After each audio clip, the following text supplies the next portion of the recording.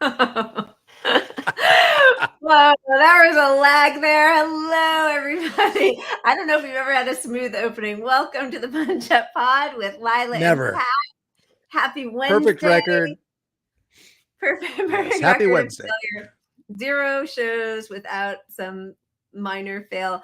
I hope everyone who was fasting had an easy fast and happy Yom Kippur. We're breaking the fast, drinking. I've been eating I was a little about bit. to say this is a Jewish thing, right? Because It's a Jewish thing. Yeah, this is not a weight loss thing. You're not on like the wrong podcast. It's my keto. This is my keto diet. It's Yom Kippur fasting. No, today was Yom Kippur, and at the sundown, it's the end of the fast. So anybody who was fasting today and who's joining us now is going to get his or her their drink on, and it should hit hard. So that's a good thing. Yeah, we need like a call-in feature somehow so we could actually talk to people. That would be kind of fun. That is what we need to that's nice. Hi everybody. I'm looking at all the comments. Hello, where Arif, reflect the sun, the runs too. Cloudy skies now. I see Talking Truth with ADC says, have a great show. Back for the replay later. Thank you. Daniel NY1 says 100%. Not sure why, but rock on. Yeah, we need to have a show where we can have all of you guys talking with us. We need to do a call in. We need to figure that out. We need our technical I think person that would be fun. And especially like the hate callers or something. I would enjoy that. Like some sour people talking to them for a few minutes. Bro. Debate me, bro. Oh God, I don't want to be a debate bro though. You're right. Cancel that. Never mind. I feel like it'd be fun to do like a big. So anyway, before the show starts, okay, go ahead. Yeah, tell me. Go ahead. We've got some delay going on here because you're frozen on my screen. Uh oh. How was your week? Wait, am I still frozen? You're on my screen, but it's probably me. I think it's me. No, that's terrible. Can anybody let us know? Are we frozen? How are we doing? Am I moving? No, you're moving now on my screen. I see. Oh, really? Okay. Now. Okay. Well, did you ask me how my week was? I am so excited to tell you my week. I'm very curious. My week has been a lot. Sorry to keep having it come back to this, but my puppy, who is driving me crazy because I think she gets really well trained and she's getting it. And then thank you, we're not frozen, reflect the sun. Thank you. Can see you both. Thanks, Daniel. Okay, good. She peed on my bed a few days ago, which was insane because she has not peed anywhere in the house or anywhere where she's not supposed to in like 4 weeks. She's been so good. Brought her up in the bed. She was lying with me. Everything was fine. And then the next day, I brought her back up and I turned my back for a second and she peed everywhere. And I told the trainer today, not in an accusatory way. I was just like, I think I messed up. And the trainer basically like yelled at me about it. So now I'm pissed. And I'm mostly pissed at my husband and kids who were like, get a dog, get a dog, get a dog. And then I'm the one who has to deal with all the stuff with getting the dog. There's my husband calling in while he knows I have a show. But then I came into the office today and I just thought this was like a funny button to the way my life is right now. This is what greeted me on my desk. I don't know if your you house? Can tell. That's my office.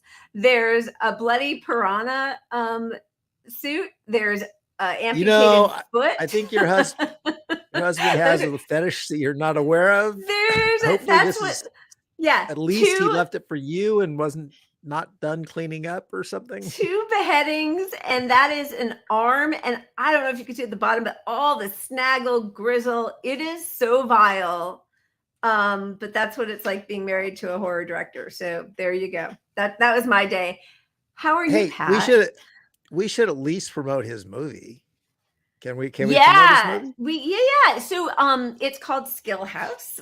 And it's another slasher movie about a house full of TikTok like influencers who slowly get killed off one by one. And it should be released sometime next year. They're editing right now, but he has done lots of like horror slasher movies. So he loves to keep mementos from the set. So there's like severed heads. I've been in a few of them. So there's like my brain patch from when I was decapitated, and yeah, it's pretty disgusting. But it's all over the office. But normally it's a little bit more like on the wall, and it was. Can I just say right there? Yeah. That I love one of the premises of the show. I'm just curious how it's going to play out, because the premise is all these influencers get kidnapped or whatever, end up in the house, and then whoever gets the least likes that day gets murdered or something. Don't tell me if that's not true. That's how good. That's good. You listen to me. You actually listen to me. I like it. I thought I got it from somewhere else. But I like the idea. I mean, I just want to see how it plays out. It's kind of interesting. Yeah. But, well, thank you. It's good, because who doesn't want to kill off, influencers? Exactly. We're rooting for the bad guy. And, hopefully at one point we're so famous as influencers with our political left agenda, a radical left, communist, socialist, that's right, agenda. I'm hoping to make the sequel. No, how was your week, Pat?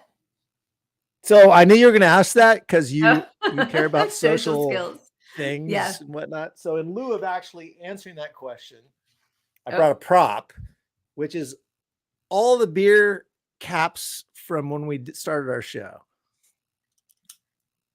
This is how much. This is our history together on the show. Is that just from the show drinking? This is from drinking on the show. These are all 4-packs of fine beverages. And I've saved them all because I'm recycling, because that's what you're supposed to do. But also just for the hell of it. I love that. I feel like at some point we have to start doing some kind of like giveaway to our faithful listeners, like shot glasses or mementos from the show. And that could be a really good one. Yeah, that's really funny. So you're saying your poor liver. You want me to mail these plastic things to guests to you know, it's like first place to our Patreon. You get plastic things. The first place is one of them. Second place is 4 of them. Yeah. Yeah, that's our merch. I wish, I'm both like excited and impressed, but also I felt a little, when you showed that to me earlier today, I felt a little left out, because I have tons of empty vodka bottles, but I've just recycled them as I went. And now there's no proof of all the hard work I've done for this show and all the damage I've done to my liver. Well, you just are not a hoarder like I am, apparently. Maybe I'm going to start for season 2. We're like 12 episodes into season 2. So, electric boogaloo. Should we get to actual politics? I think we should. Yeah. You guys don't want to, tune in and just talk drinking. Yeah. I called up all of our clips, all of our stuff. I'm ready to go. I haven't had anything to drink for a couple days. So, it's hitting me hard, even though I didn't fast. Oh, good. Let's do a 2-hour show then. Oh my God. Okay. All right. Let's see what we got on the wheel today.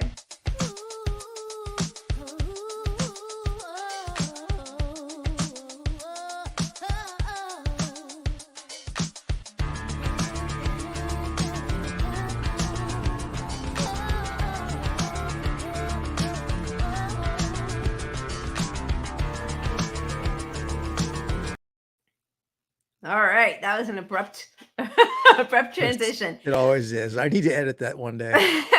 All right, here we go. What do we got? We got Criminy Crime, Little Nukes as a treat, Brain Dead Biden, Union Busters, and the Lesser Ghouls. Let's spin the wheel. All right, let's get a shot.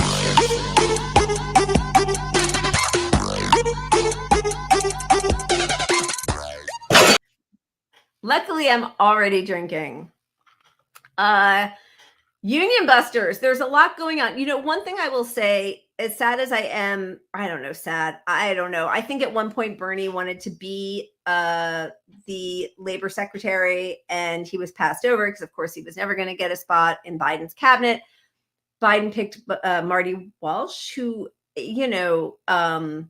is more favorable to labor than, not than Bernie, but then he could have picked. And so there do seem to be some responses to all the union busting that's going on, but it's so severely underfunded that we can't address all of it, but at least there's some. But let's look at what unions are trying to do in this country. First, a reminder, this is the wealth disparity in our country. And again, yeah, I'm already a little blitzed. Last week we showed this, and so the poorest half of the people in this country hold only 2% of the country's total wealth. Yeah, you can't even see it on this graph. It's literally the line at the bottom. Like it I don't should know. be Can everybody can you see my arrow, or is that just me seeing my own cursor? just you. Anyway, yeah, it's a black line at the bottom you can't even see. And that is half of our whole country. I mean, nobody can buy a house anymore. You can't survive on our minimum wage. Poverty wages are beneath the ability to rent a 1-bedroom home in, I think, pretty much every city in this whole country. Yeah. And of course, that corresponds to decreasing union membership, which has been a project of both parties for the last 40 years. So at least we have Union Joe in office. Oops. Did you push something? I was trying to push something. I didn't push anything. Oh. I'm out. There's our guy. Well, so our guy here is pretending he's pro-union, supports everything we're doing. He's the union candidate. He's always loved that, like, working class Joe, Union Joe. And there he is with Chris Smalls in the White House, making a big show of it. And the same day, or right then, he gave Amazon a $10 billion federal contract. So if he wanted to, stop their union busting, he could have held out on giving them that contract. Didn't. Then we have, this is just this week, DCCC invites Democrats to an event with Amazon lobbyists ahead of the antitrust vote. And just a reminder, we had Ron Flacone on, 4 months ago, talking about the 2 bills that are widely popular with people, the antitrust bills against monopolies, and also had apparently the votes to pass. So could have been a win-win for everybody. And Schumer, whose daughter works for, I think, Amazon, and son works for Facebook Meta or something. I mean, they're not bringing it to a vote. Yeah. I mean, the Democratic Party is actively trying to crush unions, is the bottom line. And, the media is portraying, well, they're ignoring for the most part all these fights with Amazon and big labor. And they're definitely not reporting on the successes of groups like Amazon, but Amazon workers across the country are starting to unite and form unions, and unions are winning. They're showing that if people get together, they can raise their wages, they can fight for medical, they can get days off, they can, all these things. And now is the time to do it, because we're still in an extremely pro employee phase of the economy. People don't want to work as much as they used to because they don't see the value in it. Enter Fed Chair Jerome Powell. Here he comes to save the day for the CEOs. Yeah. So anyway, workers, now's the time to form a union and fight for things, because once the labor market is so anti-worker that jobs are hard to find, we won't be able to unionize like we can now. But right now, jobs are plentiful, even though their wages suck and benefits suck and everything's awful. But now's the time. But so Amazon is fighting back against all these unions, and they really want to crush them, as do all the groups. There was a fire in an Amazon workplace where what's being reported is that just a few people were upset, but hundreds of people actually came back to work and said, we can't work here. It's not safe. There was just a fire. And they suspended all these workers who actually protested. And it just happens to be a warehouse that's 10 days out from a union election coming up here. Look at that. What are the chances? Who blew up that pipeline? Crazy. Crazy. Yeah. Did I do that by accident? Sorry. Yeah, that was me. Then you find out that they are hiring people for $3,200 a day to union bust, to pretend that they are workers. But it is always just so fascinating. They will spend millions of dollars to save billions, because the way that they have set up their business model right now, I mean, basically what Jeff Bezos did, what he revolutionized, was just exploitation of workers. Like, there was no big, sending items through the mail was not revolutionary. What he did was figure out a way to make people work. I mean, it's been done before, of course, but like his big innovation was just exploitation of labor. Yeah, they took the Walmart model and added in delivering the goods to people, and processing and delivering the goods in factories. So basically, around every town, there's a hub sort of outside your town or within your town where people for slave wages are getting that stuff together real quick, and the people for slave wages are delivering it real quick. But it's the Walmart model of just treating your employees like absolute shit, and then pretending you aren't, And double dipping, right? Because not only, so they pay people too little, they get government contracts to build in cities, and then their workers are often on the dole. Oh my God, that's like out of a Charles Dickens. What am I saying? I'm sorry, I've really drunk way too much. On the hook? But on the dole, but like have to take federal help. So basically Walmart, Amazon, they are getting help subsidies from the government twice over, right? They get government contracts and tax incentives to build in places. And then also their workers are being subsidized by the government because they're not making a living wage. Absolutely.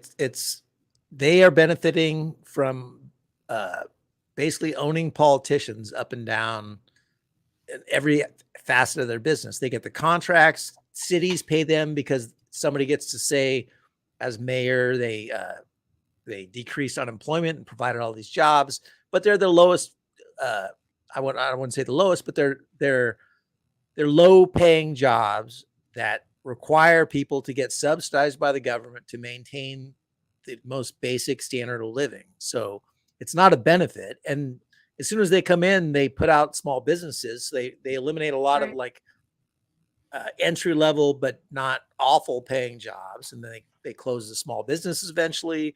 And we're left with Amazon, Walmart, Target, how many other businesses can fight against the prices they can deliver because of this slave labor. Yep. And even Target's going under now, I think. I mean, their business model is to have everything be a company town, right? Like where everybody has to rent from them, be paid in like Amazon cash. I mean, that's really like the end goal. And so it's worth it to them to have union busters for $3,200 a day just to fight against. Insane. But it shows you how powerful unions are, that they're fighting this hard against them. Right. And the fact that it also shows that people are recognizing that they're seeing the success of unions in other industries. Yep. And all across the world. And it's not specific to the US. Unions are winning. Yep. So they're pushing a lot of this anti-union stuff, and it's not just Amazon, Apple, for example. Oklahoma City, where workers will vote on whether to form the second unionized Apple store in the U.S. next week. Apple has ramped up its union busting effort. Workers say the company has flooded the store with additional managers. Yeah. Are you doing the buttons or am I? Oh, well, you know what? We have this weird delay going on again. So something weird's going on. And the first Apple graphic left us. But anyway, the other thing is there is a coming before Supreme Court is another case known as Glacier Northwest, which the fallout from that could mean that employers could sue striking workers for work stoppage and money that they lost. So that would be a horrible thing to happen for the emerging unions. And, I think people talk so much about the left-right divide on the Supreme Court, and often it talks about like Roe v. Wade and gay rights.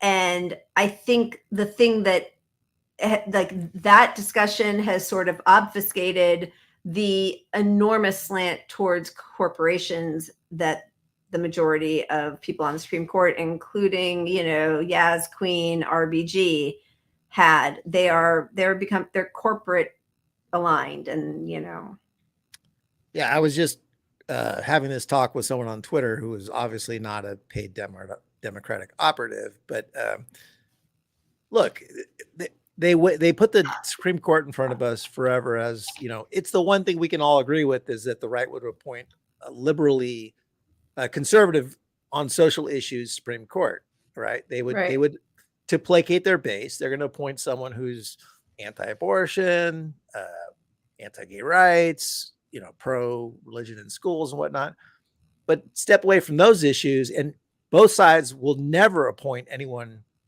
who is anti-corporation power growing. Like pro-labor. You cannot move up the food chain and get to the nomination process with either party if you are not going to support corporate interests. So expanding the court, it's a great idea. It's not going to change that, because the Democrats are still going to appoint corporate interested parties who will guarantee we're fucked. Well, and I know like the new Supreme Court Justice, Ketanji Brown. Oh God, I'm going to say it wrong. Sorry. I really have had way too much to drink after a few days of not drinking. But there already are a few cases in her past that have been brought forward where she sided, of course, with, I think one of them was even like Northrop Grumman or Lockheed Martin. It was a group of, I think, Black workers who were fighting against discrimination, and she sided with, the big arms industry people against the workers. I don't know. That's pretty devastating, but it is all about corporations. I mean, that's why when like all this stuff about, left versus right, I mean, yes, of course I understand what left policies are. I am on the far left. But that divide in our country, in our politicians, I think is a lot of show. Obviously, I know we all think that, but it's all just pro corporate. All right, let's see. What else do we have for unions? Oh, we have some video, huh? Yeah, I mean, should we show Home Depot? I mean, this kind of covers some of the basics that's happening at a lot of places, and how it's a minute long, so we can read beer. And everybody grab a drink while we watch this and see how they manufacture narratives. Home Depot workers in Philly are unionizing, and the company has responded by tacking up posters such as this one. The choice of words used by union busters always fascinates me, because by design, every word is carefully chosen to make unionization sound as negative as possible. For example, the headline of the poster reads, "We have been asked, what can I do if I don't want the union to get in?" The insinuation in this wording is that the union isn't already in, even though this is literally an in-house union created by workers at this store specifically. The goal of Home Depot and the lawyers they hired from Ogletree Deacons in wording it this way is to present the union as a third party and not the workers themselves. If a union is voted in, everyone in the store would be impacted. Again, the choice of word here is impacted, which has negative connotations. Posters like these are not original. We've seen them used before by No Evil Foods, Whole Foods, and Chipotle. On the surface, they're designed to appear neutral, ask questions, get the facts, but there's nothing neutral or informative about these posters. Home Depot won't put up another poster, for example, that says, "What can I do if I want to unionize?" Because they're not interested in presenting both sides. They're interested in propagandizing workers out of voting to unionize, and the words they use make this very clear. Ex-union buster Marty Levitt even admitted this in his book, Confessions of a Union Buster, writing, quote, "In all the letters, every word was carefully planned. Terms describing the union always carried derogatory and threatening connotations. We always called union leaders bosses, for example, to repel the image of the union as a true worker organization." I just think that's fascinating. And I feel like it's really important to remind everybody, probably not the people who are watching our show, but that, the class war is always being fought against us. So anytime that you're tone policed or the civility people come out and talk about, like, just try to be nice and not divisive, like, you've lost, because the other side, they have not let up once. They are fighting this, right? That's why we don't have a minimum wage that's a living wage. Yeah, and not just on workers' rights, but we face so much propaganda, and it's all about class warfare. This is really what it is about. Yeah. They're pushing remote work could be the reason you don't have a job in 10 years. So if you don't have a job in 10 years, it's because you want not to die of COVID. Yeah. Simple stuff like not dying of COVID, working from home instead of commuting an hour and a half to get to your shitty job. I mean, all these kinds of things. And, you're seeing more articles about crap like this, like young people shouldn't save for retirement. The research say, oh, you should just be fucking broke and never buy a house. Work at Walmart. Yeah. Work at Walmart when you're 90. It's great that you can't buy a house. Yeah. And all the economic studies in the world have always forever said the fastest way to gain wealth for your family is to own a home, because then you have equity, and then you have something of value built up that doesn't devalue, like a car is always going to lose its value. Right. What big item other than a home, and then you stop paying rent? I mean, it's obvious stuff, but like the narrative they're pushing is just embrace all renting these things makes you feel free. Yeah. And there's been so much of it. Renting makes you free to travel. You're not, you don't have a mortgage. Meanwhile, like, you pay just as much, if not more, paying towards something you'll never have equity in. They did the same thing with COVID, why brain fog is good. This is all they're trying so hard to make this nightmare of our reality a positive. Right. And I mean, the idea that you can't get credit to buy a house where your mortgage would be $1,000, or let's call it $2,000. Yeah. So your credit isn't good enough to get a $2,000 mortgage, but your current rent is $2,500. Right. For example. Yeah.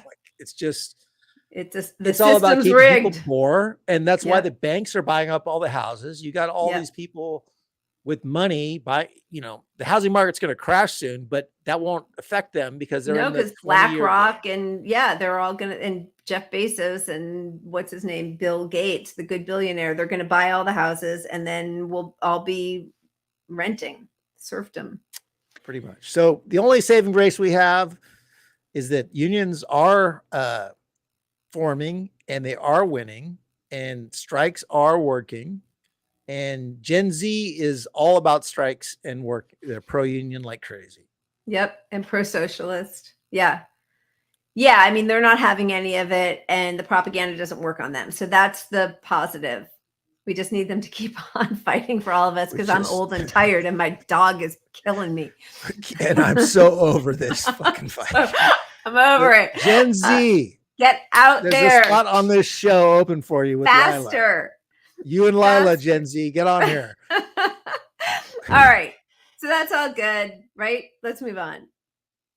Move on. All right, let's move on. I think we gotta move on. There's a whole bunch more. We need a shot, for God's sake. Yeah, baby.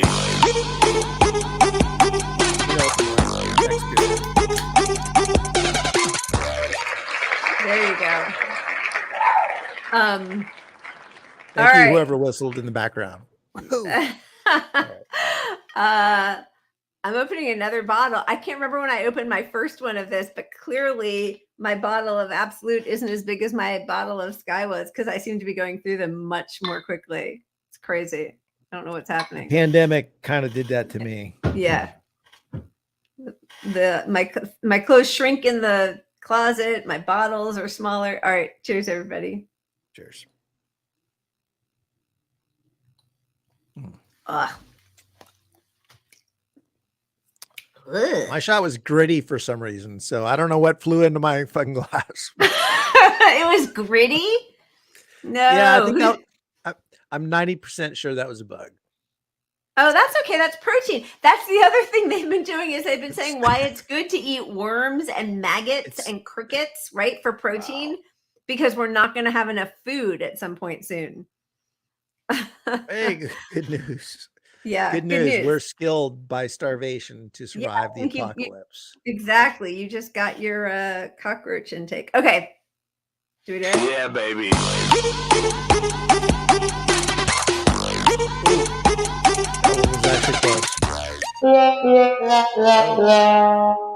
Yeah, I mean, that is the sound for it.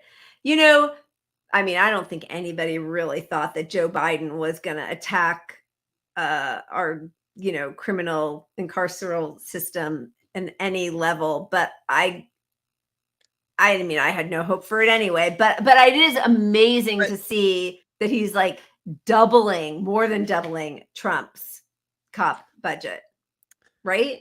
The truly amazing thing is if you look at history without this envisioned, whatever, rewritten history of what's going on now, Biden came to power in the middle of the Black Lives Movement, protesting in the streets. People were rallying against the police forces being abusive of their power and corrupt and racist, and defund the police was huge at the time.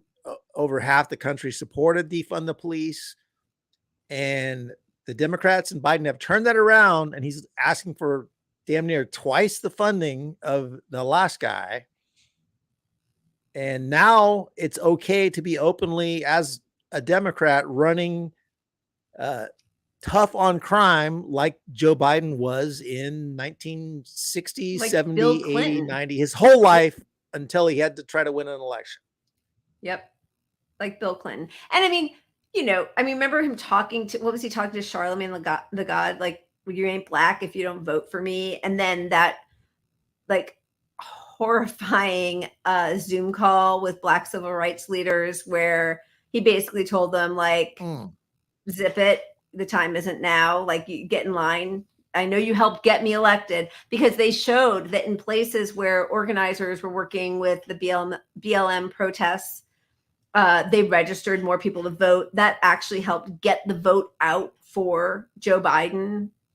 And then he turns around and right away just tells them to shut the fuck up and funds their oppressors. Right. And the important part is that tough on crime does not work. Like, it is a failed strategy. Yeah, 100%. Look at the tough on crime. 8 out of 10 states with the highest murder rate are red states, GOP or Republican, all with exceptionally harsh prosecutors, high incarceration rates, long sentences, cruel pretrial incarceration, bearish public defense funding, and massive police budgets. Yep. So, I mean, but this is what he's pushing, and it's not just to win over the right and, sort of meet in the middle because people are tough on crime. People are not in this tough on crime. They don't want tough on crime. They understand police brutality. They understand that we shouldn't be giving more money to police forces. Yeah. Right. And they also know that tough on crime, as you said, doesn't work. I mean, this stat, right, that during COVID, 11,000 federal prisoners were released early onto home confinement, and only 17 reoffended, almost all for drugs. So not even violent crimes. Only one committed a new violent crime, aggravated assault. The violent recidivism rate was 0.009%. So we do not need to be caging people at the rate we are caging people. I mean, I don't think we should cage people at all, but like it doesn't even work. And when we let people out, the recidivism rate was microscopically low. So that begs the question then, why are we doing this? What is the reason that we have all of this tough on crime, all of these, hysterical reports in the San Francisco Chronicle, the New York Times, Politico, talking about the rise in crime rates and how everybody is fearful? They are manufacturing this sort of like scary world where we need more cops and more surveillance. And what is like, what is the end goal here? For what? I mean, the why is because they're funded by the police. I mean, they police departments on a local level, police departments, their endorsements, the sheriff's endorsement and whatnot, it really does determine who wins a lot of elections, Right. which is pathetic. But these same people that will vote for a tough on crime mayor, DA, whatever, they really don't support the issues. They're just fear-mongered into this stuff every single time. Yeah, because if you want to prevent crime, you invest in communities. You invest in healthcare, living wages. I mean, there is every time that they criminalize people who are living on the streets, they're not solving the problem. That's not helping anybody. So there's no concern with solving this problem because that would affect their bottom line. It's all about protecting the people who have hoarded the most from, I think, the uprising that is on its way and that I think they are certainly fearful of, right?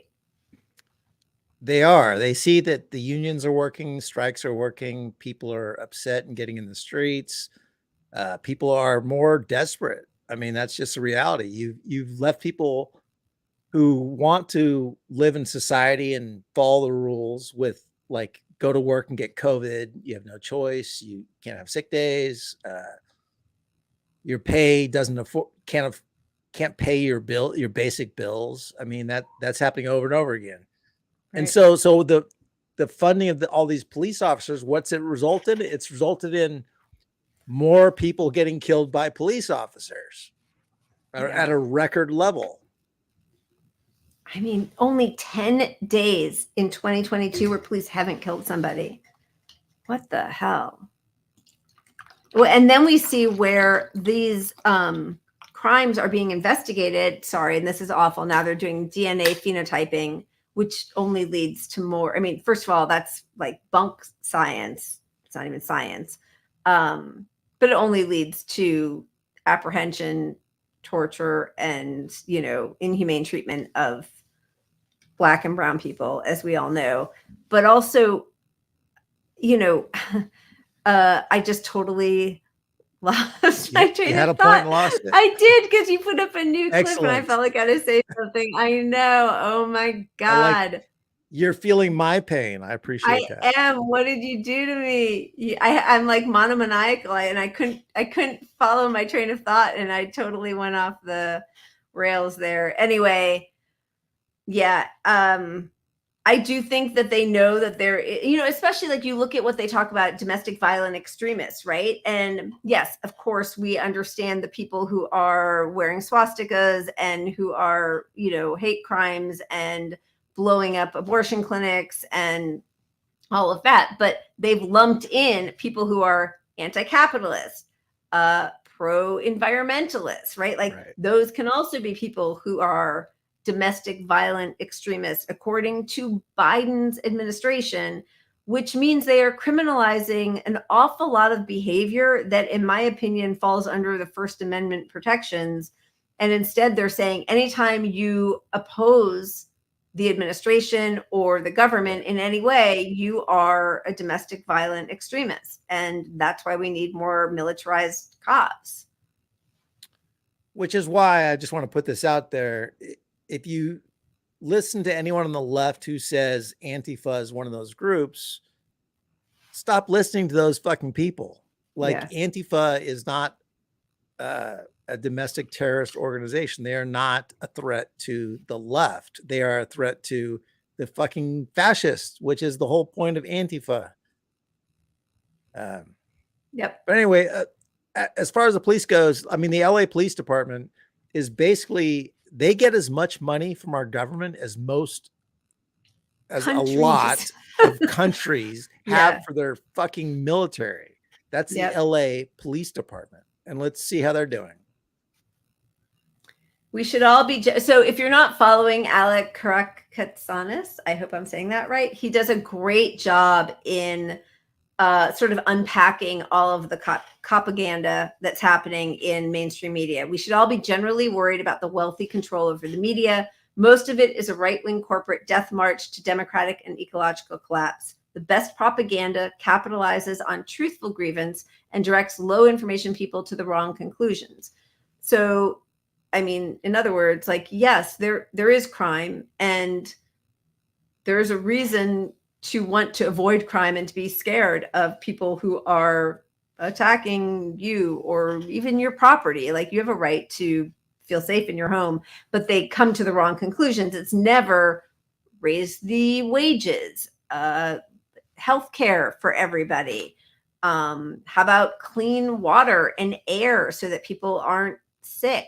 Like infrastructure with free public transit. Like, there are lots of ways, mental health clinics. There's ways to invest in our communities that would lead to decrease crime, but that's never right. Well, literally nobody would be against. I mean, not nobody, because the world's crazy, but most people, if you told them, should we offshore dealing with mental illness on the streets, homeless people with mental illness, should cops be handling that, or should people social with workers or people trained mental health stuff be dealing with it? Because there's no reason. You see all these shootings of people with mental illness, and it's because cops are not trained to deal with that. So the Biden administration says, oh, well, let's just give them a training course, basically. So they spend, $30 million to make a video that goes out to the cops about how to treat homeless people, something like that. Instead of like actual people who are trained in de-escalation, trained in how to get these people resources to actually cure their situation or get them on the track to it. Cops aren't trained in this program. They don't know where to direct people, even if you think they're good-willed, which they 99% are not. Well, and also they have trainers coming in who are training them to think of the communities they're supposed to be serving as the enemy, like they're, in a war. And that's anathema to creating a safe environment and a safe community. I mean, that's not protecting and serving your community if you view them in that hostile way. Yeah. Well, the blue line thing has taken over, which reminds me of this clip. You got to start early. This is not far from you. No. Yeah. It's right up the street. I mean, it's really like 15 minutes for me. The, what's it called? Pop Warner, like both the flag football stuff and like the youth football players in Santa Clarita are being forced to wear the thin blue line flag on their helmets. And that's a video. I didn't clip the video, but like some of them are holding a flag, a thin blue line flag in this. Well, it's on his helmet right there. I mean, on his helmet. It's on all their helmets. Yeah. Crazy. Thin blue line. You got to indoctrinate them early. Which, I mean, to unpack that story, thin blue line is its own thing, but that became a thing because of Black Lives Matter, which is the real, like, white lives matter. Black Lives Matter became on the racist side, white lives matter too. And then it evolved into thin blue line. Yeah. I mean, yeah. And, it's funny because a lot of liberals who now will say like, I understand what you're talking about with defund the police, but I just think it's a bad messaging. I just don't like the way it sounds. I think it repels a lot of people. Totally with Black Lives Matter, but I don't like defund the police. And they forget, and I try to remind them, but this is why I've lost all my friends, is that, 4 years or whatever it was now, 6 years ago, 7 years ago, they also thought that Black Lives Matter wasn't a great slogan because the implication was white lives don't matter or all lives don't matter. I mean, I think Nancy Pelosi even was like, I believe, in her drunken state, I believe all lives matter, right? Her natural state is what I call that. Her natural state. I mean, I shouldn't judge her on that because clearly we're sisters in that one realm. But like that, 6 years ago, the same liberals who now are saying they just don't like the slogan defund the police, they didn't like the slogan Black Lives Matter back then. Now, they're always like catching up to progress, always. And defund the police is an excellent slogan. I don't. It's very clear. I think I think you can argue against abolish the police because that brings into people thinking there's no force available to the government to handle toxic, really dangerous situations. But defund the police, it should be defund the police and then the comma, fund X, fund Y, fund Z. So we can and put that money. Yeah. You show the alternatives. So it's not bad messaging to me, because you need to get people you need to shock them a little bit and then explain what the hell needs to happen. Right. Yeah, 100%. And when it's explained to people, when it's just broken down. So if you take the extra 10 seconds, instead of Democrats throwing Cory Bush and anybody who supports defund the police under the bus, when you explain it, it actually has a ton of popular support. So, like everything else, there's just really very little air between Democrats and Republicans. Yeah. And I mean, all of it comes back to me with this stuff. There's a lot of intentionally misleading propaganda from the Democratic Party because they don't want to change things.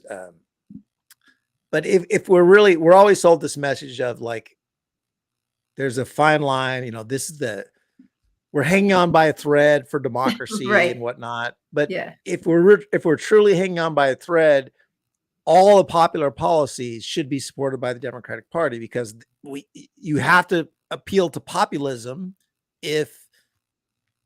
Pat, that's where you're wrong. Why are you trying to help Trump?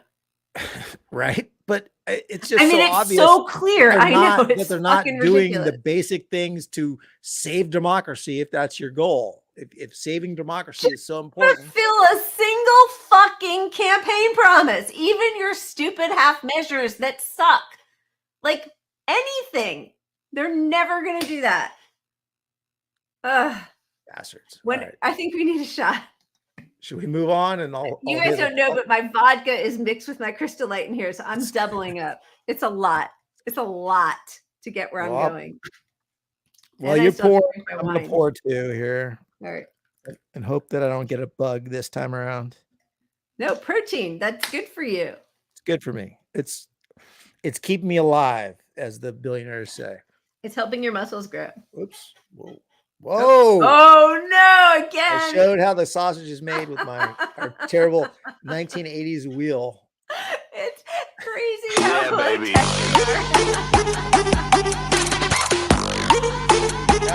That leads right into it. Do you feel like we need another shot? Or I need a little more, just because it's all right, wait a minute. What did that land on? Lesser ghouls. Lesser ghouls. Lesser ghouls. I'm putting my shot into my drink here. Spice it up a little bit.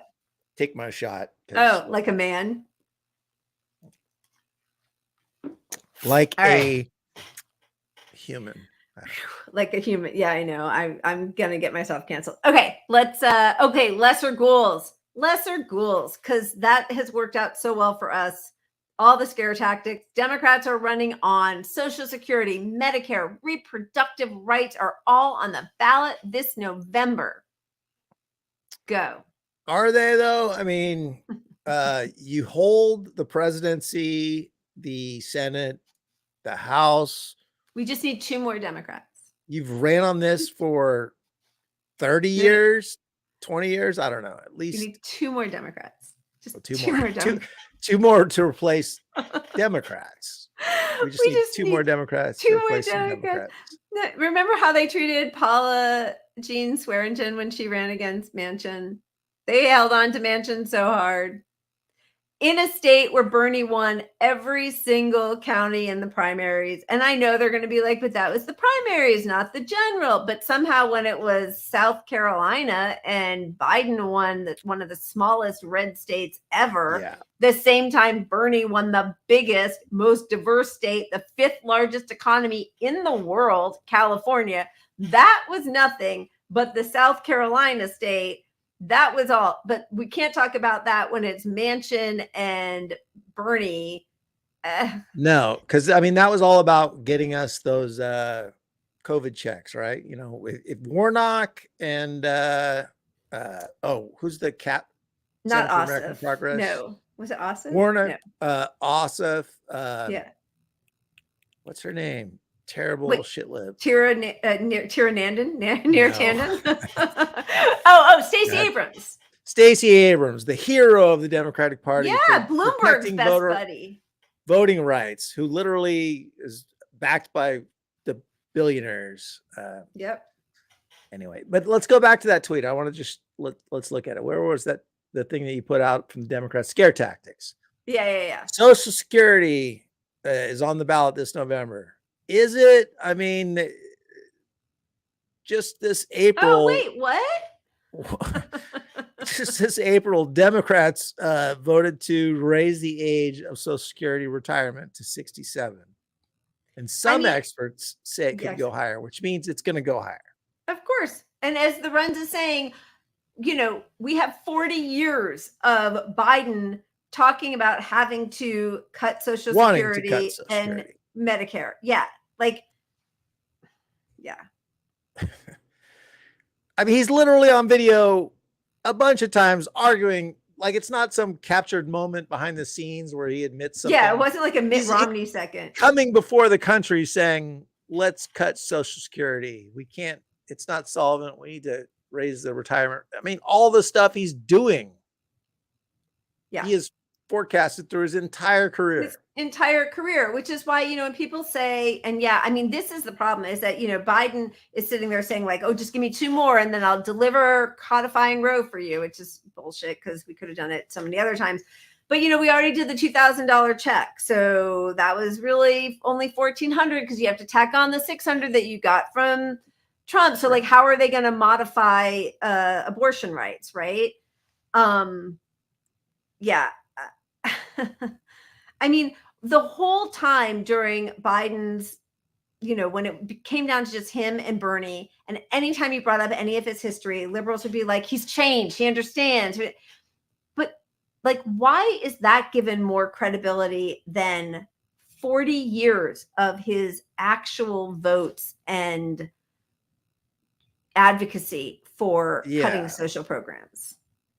And he changed, but Bernie's gun stance when he lived in Vermont was the deciding factor because Bernie is beholden to the NRA per a DNC. Hakeem Jeffries, the current DNC chairman, literally went on TV on a campaign saying that Bernie was beholden to the NRA with his D+ rating because of his D+ rating, but because 20 years ago he supported not being able to sue gun manufacturers for the use of their weapons by regular citizens. Right. I mean, it was, which was a reasonable position for his state. We can argue it was wrong. Right. That was 20 years ago. But cutting Social Security, no, we can't talk about that. Yeah, he's changed. He's changed. Why are you helping Trump? Why would you? So, I mean, the reason Biden got elected was because of COVID. Wait, sorry. That's really funny where like what happened to electing him and pushing him left and like they pushed people to vote for him, then left. That's funny. Sorry. That was good. Okay. Yeah, go ahead. Lesser evil. Let's hear it. There's so much to talk about. Well, the one area that I legitimately thought he would be the lesser evil would be in just basic COVID protections for everybody. I mean, we saw how horrible Trump was with injecting bleach and all that bullshit, anti-science nonsense left and right. So I assumed like there's the one thing that he'd be better at. And he clearly is not. I mean, they're ignoring long COVID like crazy right now, because if they acknowledged long COVID exists, you would not put your kids in school to openly get COVID repeatedly and take it home to people repeatedly. So long COVID comes with a vast range of manifestations, which include organ damage, clotting disorders, prolonged lung pathology, vascular damage, neurological impairment, diabetes, immune dysfunction, and many others. The scientific evidence is now overwhelming. And that's the basics. Yeah, I mean, of what was the Great Barrington Declaration, which was basically like, let it rip. And it was anti-science, and the whole thing was we're the Believe Science Administration, and they came in and basically as they do with so many other policies, is they, with like nice words, they put everyone to sleep and then continue or further the worst policies of Trump or the other Republicans, right? So we are now living the Great Barrington Declaration. Yeah. So the latest Census Bureau shows that 4.4 million U.S. adults have activities limited a lot by long COVID. That's 4.4 million. Yeah. So here's someone that makes a lot of sense. Wearing masks, skipping restaurants, and spending social time outdoors is the easy part. So this is someone trying to comply with the CDC recommendations, which the CDC should be requiring these things, but they're just recommending these things at this point. Right. But sending my child to school when everyone's sending sick kids and saying it's just allergies, COVID is over, and the teacher won't open a window in a poorly ventilated class is the hard part. Like, how ignorance drives people to think COVID is not a big deal. But when the administration is saying it's not a big deal and declaring the pandemic over, it enables people to say, like, we're not even going to open a fucking window in the class for the kids. Yep. Yeah. And it does, as much as we all want to say like, oh, well, like, we don't even have a COVID, even though we're talking about COVID right now for lesser evil, but like, we're not even doing a COVID segment this week for the first time, I think, in over a year, because it's like, did anything new happen? No. I mean, 11,500 people died of COVID in September, like just last month. But nothing new. Nobody's really talking about it. They keep talking about like, now that we're post-COVID. And what that does is like, my kid is the only person who wears a mask, pretty much wears a mask at school. And I'm sure there are times that he slips because it's hard to be the only person, not teachers, not coaches, nobody's wearing a mask inside. Right. And then, oh, can my friend come over? Well, now and I know this with my older son, we're the house where we were already like, yeah, shoes off, hands washed, and please don't pee on the seat and on the floor. I did. So when I was there. I did. Those are like already the 3 rules. Oh no, 4 rules. Eat with bowls so you don't make crumbs. 4 rules. But now the 5th one is like, okay, if you want your friends to come over without a mask, they at least have to do a rapid test when they first come. You guys can sit outside. We'll open windows. We'll do fans until it clears, which I know isn't perfect, but at least it's something, right? Like at least I know you say you're careful because everyone says, no, we're really careful because they've like denied themselves a moment of happiness by putting on a mask or something. So they all think that they're really careful. But like, then when I say, okay, yeah, of course he can come over, but we'll just do the test first. Now we have people saying like, forget it. We're just going to go hang out at somebody else's house because they don't even want that, because I seem like the crazy person because everyone's over COVID. And they are like, there's a mass hypnosis that's happened. I mean, I understand people are burnout and at some point you just want to live your life. But would you really feel that way if you really knew all the things involved in this? And I don't think, which is why they're hiding it. Yeah, exactly. Which is why it's all tucked away. Yep. All right, let's move on to more lesser evil stuff because there's a lot. Okay. I was going to say, where do we go from there? There's so much. I mean, there is so much. I mean, and okay, so the whole point of this is, of course, Democrats are constantly just going to frame the far right as being insane fascists, and it's true. I think you have to give a lot of credit to Democrats for pushing him that way and encouraging it. I mean, I think that the DNC and the DSCCC has spent more DSC and DCCC has spent more money on MAGA candidates than the MAGA candidates have spent on themselves. So great with the Pied Piper strategy, right? Exactly. What they're doing in these places, they're elevating the views of the radical person, hoping to turn off voters so they vote for the Democratic person. Right.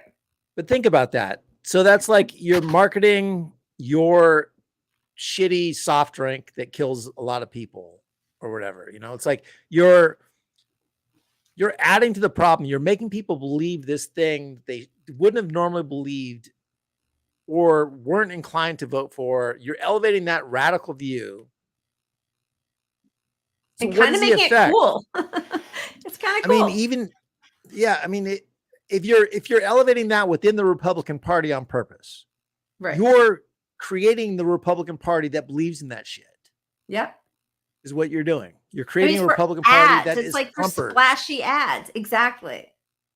So you're doing, I mean, literally all this comes back to the Pied Piper theory of 2016, where they But that was an enormous success.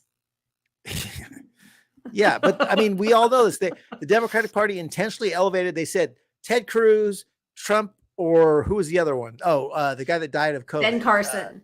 Ben Carson. They were like, those are the top three. That was right on the You're top of my sharp. head. Brilliant. And I was all racist like the black guy. Oh, so we're gonna cut that for the. Well, edit that. We're gonna but I mean, clearly they decided to elevate the people that were the worst views in America, and those views all took hold in America. Yeah.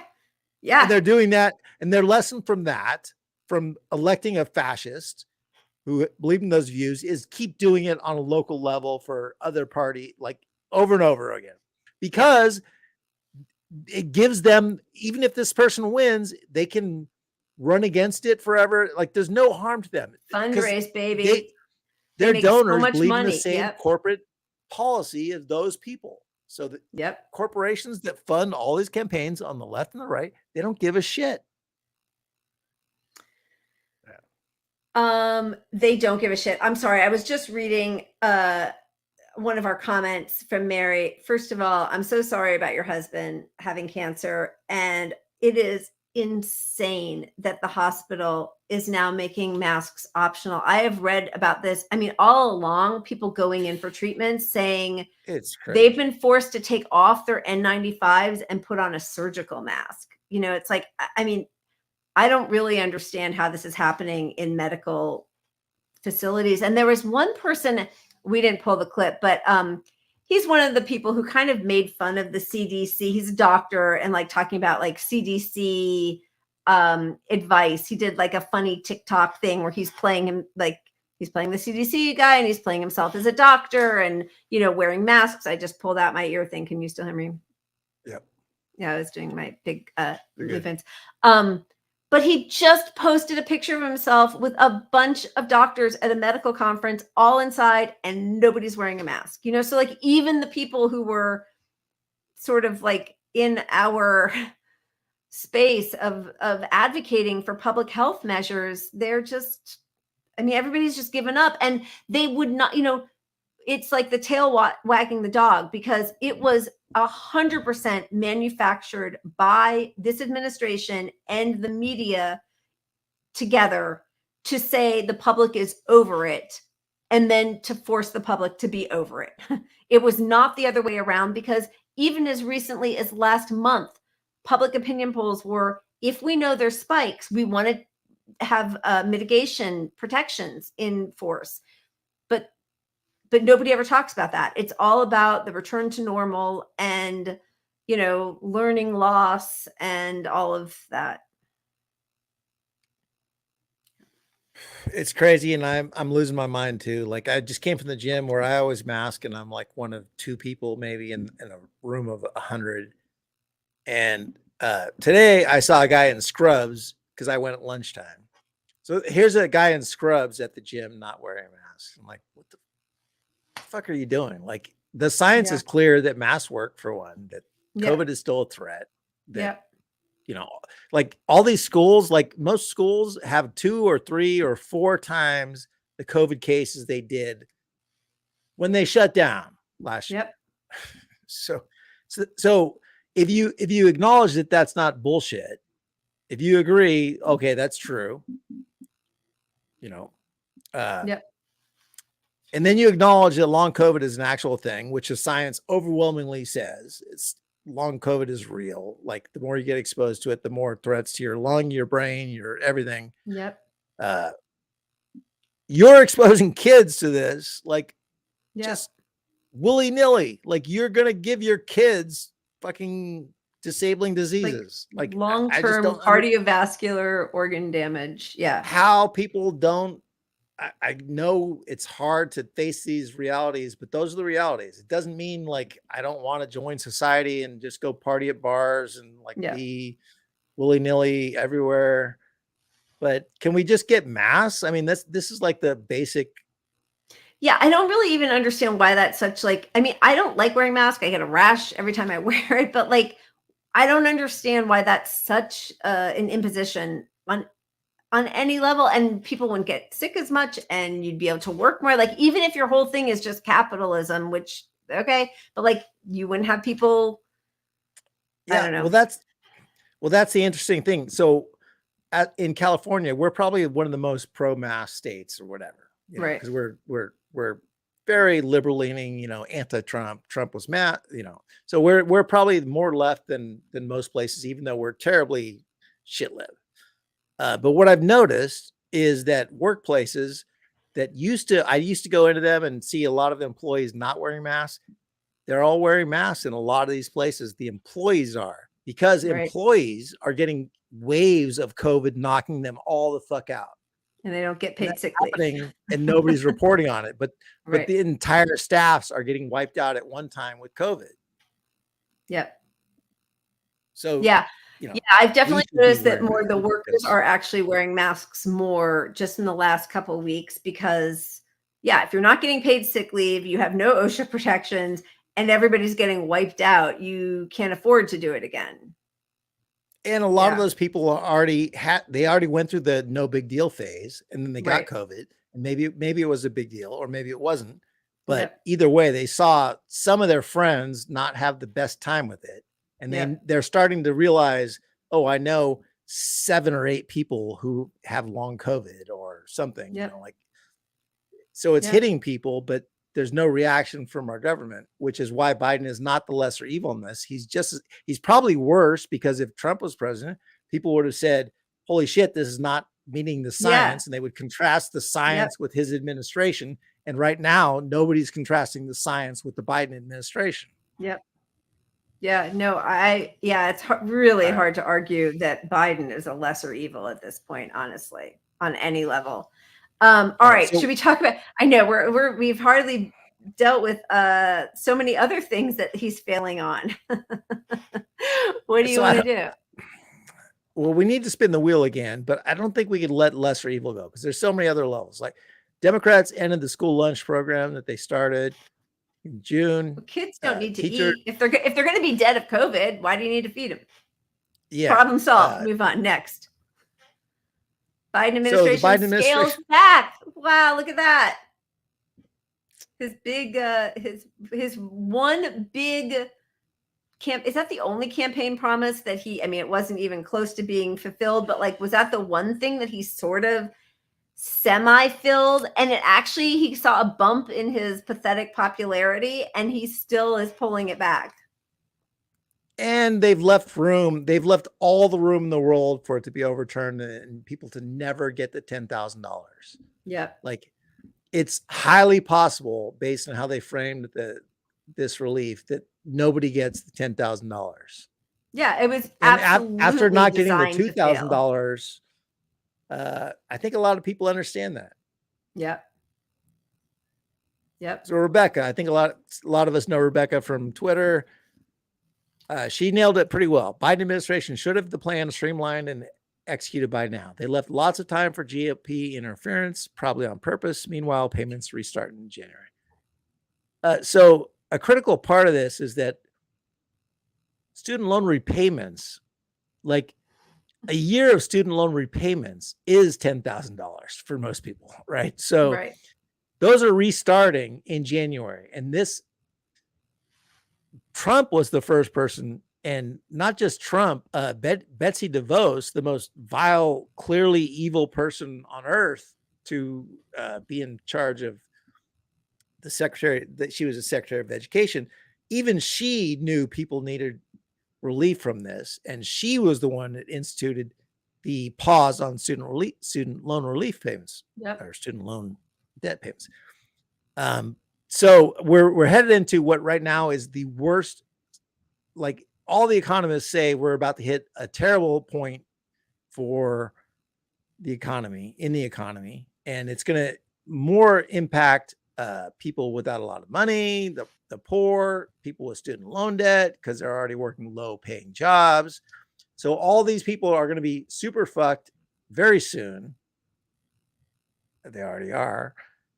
But Biden's plan allows them to restart student loan payments in January, which would be the first time since the pandemic started. And that could only happen because he's sold this idea that he forgave all the student loan debt. Otherwise, he couldn't do it.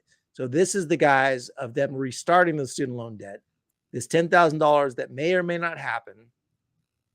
But even if they forgive the $10,000 in student loan debt, for most people with student loans, it doesn't change their lives much because restarting the student loan debt repayment is worse for them even than not getting the $10,000 forgiven. Yeah, I mean, totally designed to fail and to make everybody angry with him and Democrats, right? How, this is the one thing that boosted his polls, and they're failing on it. Yeah.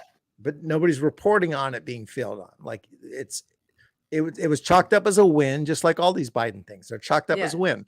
Biden ended the railroad strike. Well, he didn't. But why? Like nobody's reporting on it. Like I actually don't even know what's happening right now. I know. Yeah, go ahead. Yeah. Well, no, it's over to the public. The public. It's over to the public. Biden came in. Yeah. Superman in and solved it.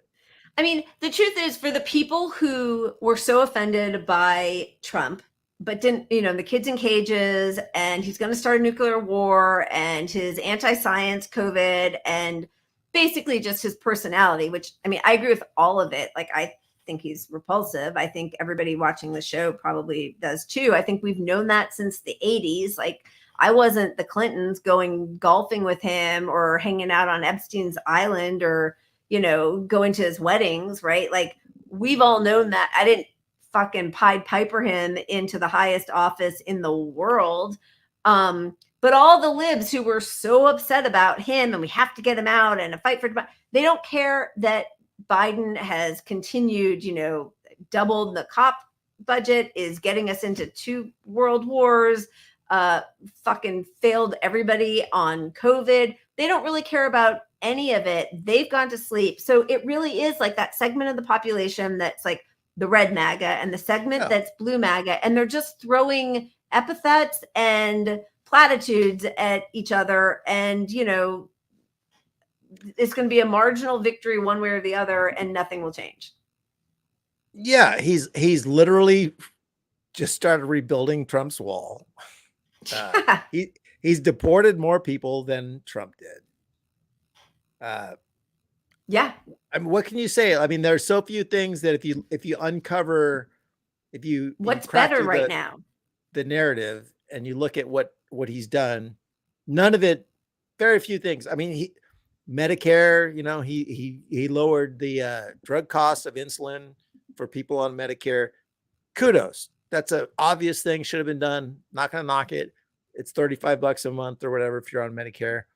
Right. But like, that's acknowledging that how many people aren't on Medicare that still have to pay, $2,000 for a life-saving drug. For a life-saving drug that really costs $10. Yeah. All right, we better spin the wheel. We're at 6:15. Or is there more stuff that we want to talk about with the lesser evil?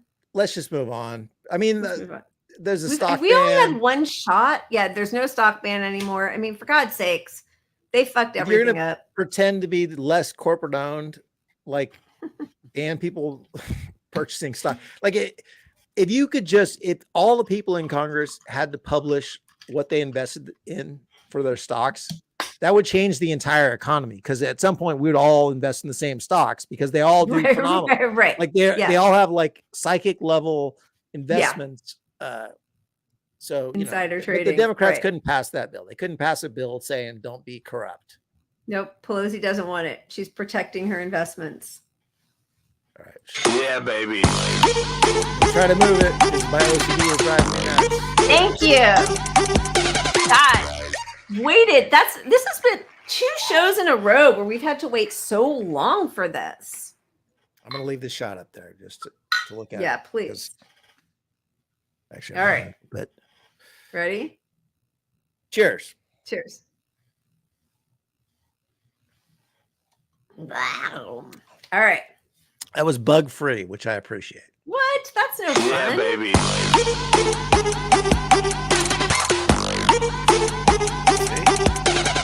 And now Okay. the That's chickens have what come I'm- home to roost. Now we're getting Isn't right as I'm about to go have my bottle of Pinot Noir. Do you have a bottle of Pinot post show? Good for you. I mean, Yeah. Truth? You do. Cheers. All right. Did I already do my shot? No, I didn't do it. Oh my. We have 2 left. We're gonna get one more topic. Right? All right, one more topic. One more. One more. Yeah, baby. I hope we get brain dead Biden because that's just fucking Oh, fun. there it is. There you go. There we go. There we go. Just because nobody should feel we're in good hands on any level. This is You the know- most important part of our show. It is really because it's super funny. Don't. It's trust this horrible. It's actually horrible. And I just do want to, I want to put in a quick qualifier because it's embarrassing that every time we show something like this, it has like, you know, RNC War Room insignia on the bottom.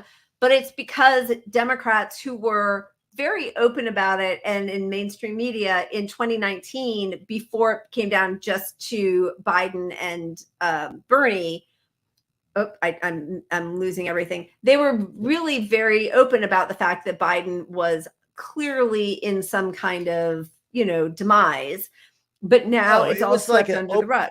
It was an open discussion up until they were stuck with Biden.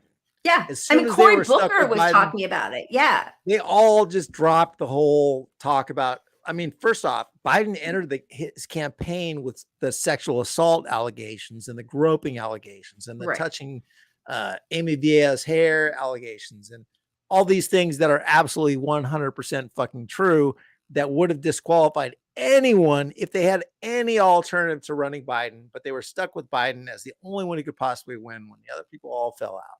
Right. And so then there was this big pretending that he's fine and, you know, what are you talking about? So this compilation, forgive me, is put together by some gross Fox person, but it's all stuff that has happened recently. Some people ask whether you are fit for the job. And when you hear that, I wonder what you think. Watch me.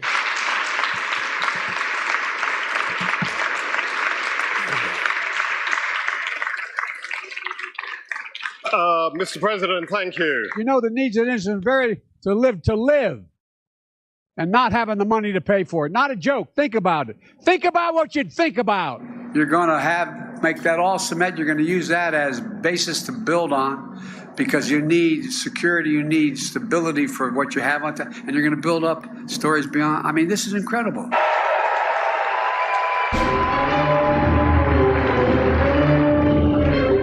This is the United States of America, for God's sake. Go down and listen. Go down here and listen. Just go down.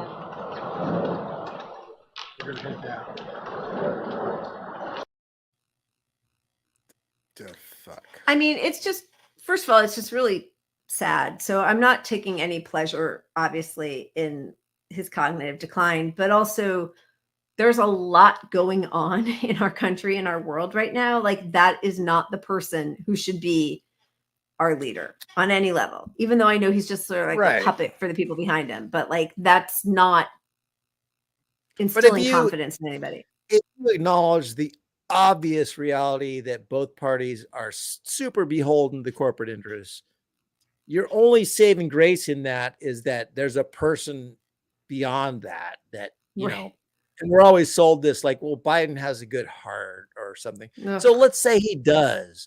Right. Look at how capable he is as a person, you know, overall, and think, who would the Democratic Party, who would the corporations love to be in charge? Somebody who can't fulfill his daily obvious functions and needs Yeah. directing. Like, this is the perfect guy for them to control and direct policy through. And then, just in case, the the heartbeat away, here she is. My fellow Americans, words have many meanings, and sometimes instead of conveying our meaning, they can suggest other meanings. When we talk about the children of the community, they are children of the community. Well, we are the United States of America because we are united. And we are states. Talking about the significance of the passage of time, right? The significance of the passage of time. So when you think about it, there is great significance to the passage of time. Whatever we have in store cannot be known. The past was once the future. The future is, I should say, unknown. We got to take this stuff seriously as you are, because you have been forced to have to take it seriously. Obesity is a serious disease, and it needs to be taken seriously. You need to get to go and need to be able to get where you need to go to do the work and get home. I hope that clarifies the issue, and this can be the last word on those words. Certain issues are just settled. Clearly we're not. No, that's right. And that's why I do believe that we are living, sadly, in real unsettled times. Come on. Every time I get embarrassed because words don't appear for me, and I'm racking my brain, I'm like, oh my God, that sounded so dumb. I should just play that clip for myself so I know I could be president. Vice president. You could do it. Well, I couldn't be president. I could be vice president. president. Yeah. I could be vice president. I could be one heartbeat away from the thing. Totally. Yeah, masterclass. We didn't even get into that. We should do a whole segment on that masterclass thing with all the war criminals who are up there right now, because it's just. Does that mean I have to watch some of their master classes? Oh my God! I couldn't even watch that actual. Yeah. I couldn't watch the previews for Gutsy. That was so made my skin crawl. So I can't imagine having to watch all those people. But it might be kind of funny. I told you I watched that Hunter Biden terrible movie. I know. I think I need to. What's it called? I don't know. It was awful. It was like they big made that movie, wasn't it? What was it called? Like, Where's Big Hunter? Guy? Oh no, it wasn't the Big Guy. Okay. Yeah, I don't know. I'm making whichever it up. one was funded by that group on the right that's just nuts, that always has the undercover stuff. Yeah, it was like $100 movie. I could on my phone and film that movie. Yeah, and written the jokes like that day. Like, let's just do this. Maybe let's do it. Maybe that's our master class in creating a satirical movie. Oh my God. What was our topic? What the hell was our topic? I think we ended it. I think it was Biden's brain dead. We're all in really good hands.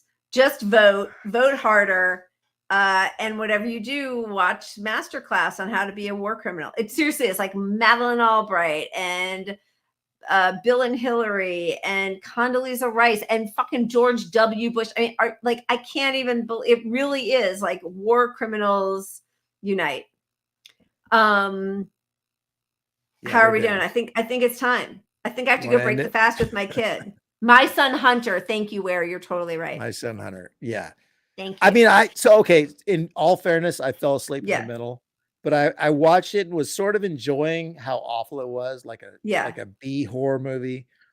Like it's that bad. Like I got a chopped off leg. Like their portrayal of libs is like we're all communists. Like Nancy Pelosi's a communist. Like God, if only.